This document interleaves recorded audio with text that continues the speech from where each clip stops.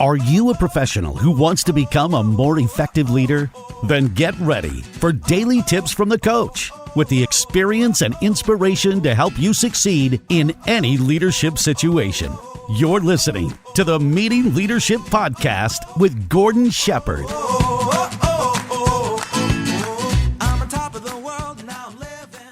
Welcome to another episode of the Meeting Leadership Podcast, where we help professionals build their leadership skills and learn how to run highly effective meetings.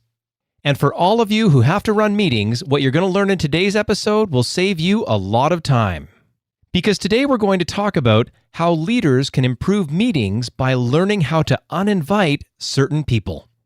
And to kick this off, let me share a real story. Now, when I train groups of people, 30 and 40 and 50 and 150 at a time, whether it's at a conference or a direct in-service or this kind of thing, one of the questions I'll ask is, okay, please put your hand up in the air if you've ever been in a meeting and you didn't know why you were there. And you would not believe how often so many hands go up. I mean, like 95% of the room. People have had this experience. It is absolute madness. And think about this for yourself. Have you ever been asked to attend a meeting that had absolutely nothing to do with you? It happens all the time, right? And when this happens, what happens for you? You're sitting in the meeting, you're just grinding your teeth, and you're thinking about all the important things that you should be doing instead of being in this useless meeting.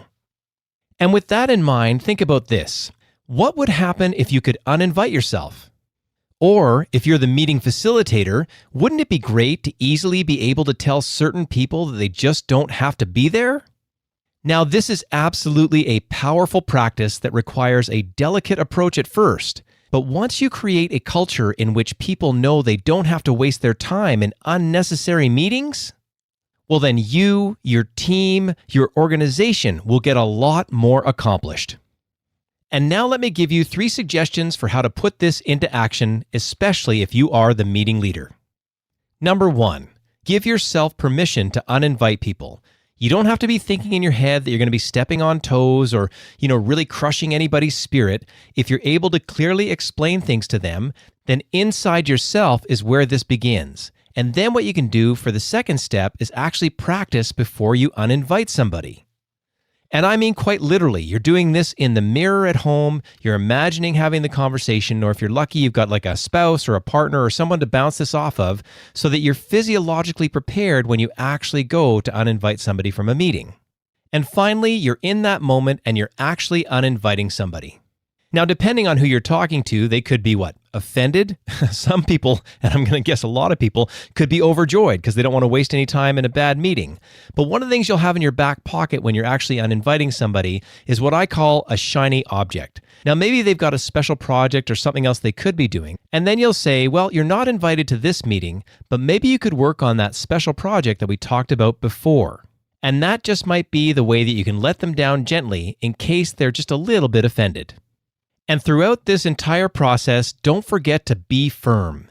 Be firm with yourself. Don't waffle with that internal voice.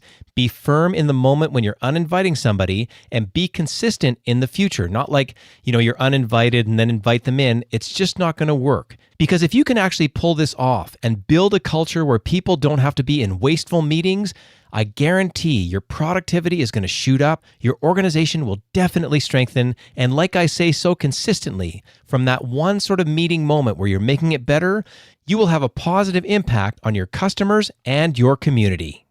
And I also want to let you know that this episode of the Meeting Leadership Podcast is brought to you by the Meeting Leadership Academy.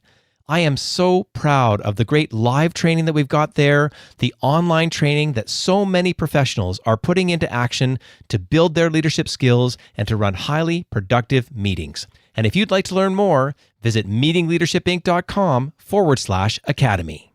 And if you haven't already, please take a moment to subscribe to the show on your favorite podcast app. And we really love ratings and reviews, so send those along as well, and we can help build out even more content as we move forward. And as always, thank you so much for listening, and we'll see you tomorrow on the Meeting Leadership Podcast.